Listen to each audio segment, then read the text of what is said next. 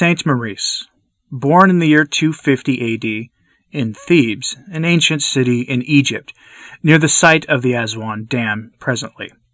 He was a self-proclaimed Christian at a time when the church was considered to be a threat to the crumbling Roman Empire, yet he moved easily in the pre-Christian society of his day. He was a good soldier, a natural-born leader. The Emperor Probus commissioned him to select and command a full Roman legion. His legion, the famous Theban legion, was made up of 6,600 men. Most of them were Christians. The Theban legion was a crack battalion. It displayed exceptional intelligence, discipline, and valor. Saint Maurice was their leader, and the leader in the truest sense. He was totally committed to God and was concerned with the spiritual and the temporal welfare of his men. He ate his meals with them, and he worked with them. He was not an elitist. He engaged in play with them and prayed with them. He rejoiced in their victories and suffered with each loss. They were a military family.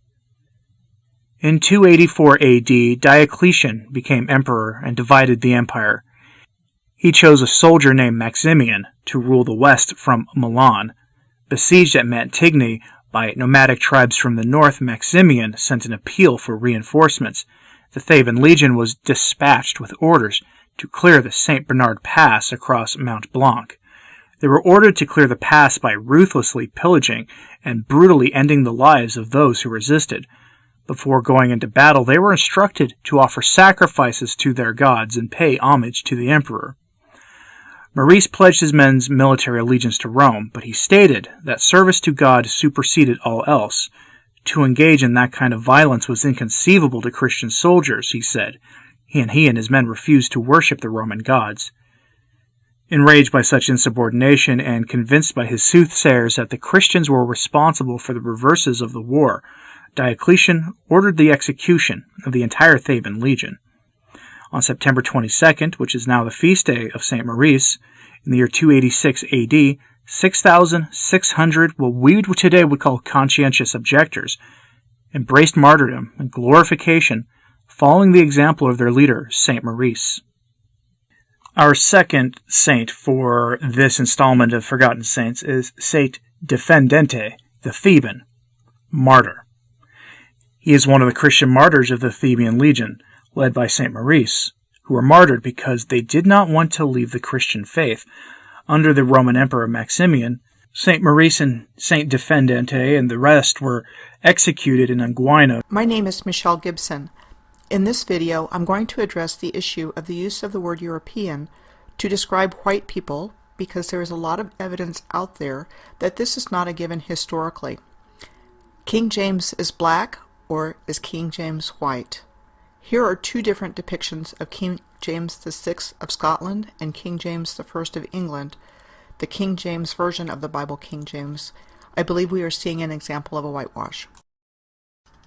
I really started looking into all of this after I put together information in my grid spreadsheets after connecting the dots of cities lining up in circles around the world emanating from a star tetrahedron I found on the North American continent by connecting major cities that formed lines. In the process of extending the lines out, I found a line of cities that goes through Scotland and England. And keep in mind that the ancient civilization was aligned globally with itself and the stars.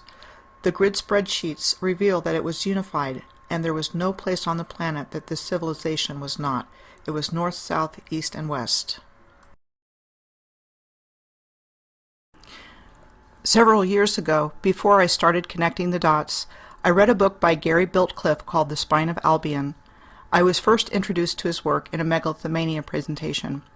He and his partner Carolyn uncovered a north-south line that connected seats of power that contained 33 nodal points, and they doused the male and female dragons of energy that crisscrossed these nodal points, which they named Belinus and Allen.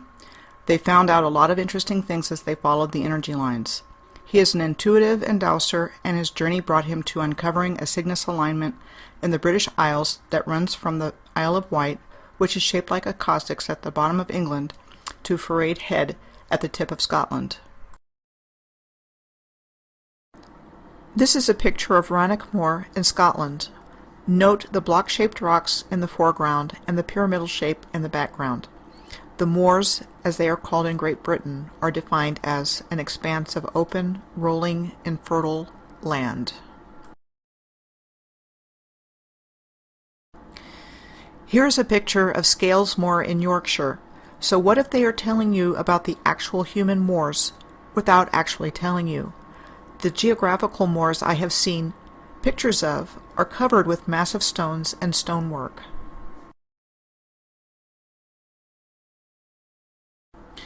Just to let you know, this picture of King George III of England is out there on the internet. You know, the American Revolution King George. And this is his wife, Queen Charlotte, who is acknowledged to be a Moor. There is also this picture of Holy Roman Emperor Charles V out there in cyberspace. Here are comparison photos of Siaz Castle in Poland, completed in 1292, with Chateau Frontenac in Quebec City, said to be built for the Canadian Pacific Railway and opened in 1893. Not an exact match, but I see enough similarity to scratch my head and make me wonder, especially since I have been studying this subject for a while. Once I really understood who built all the castles and other buildings, I see the same architectural features in very different places and building types. And if you don't think there are castles in the United States, think again. Well, I will do a separate video on this, but here's a nice example. Belvedere Castle in Central Park. In the foreground you have an ancient stonework. In the middle, Belvedere Castle, and in the background you have a building that looks like a Moorish architectural style.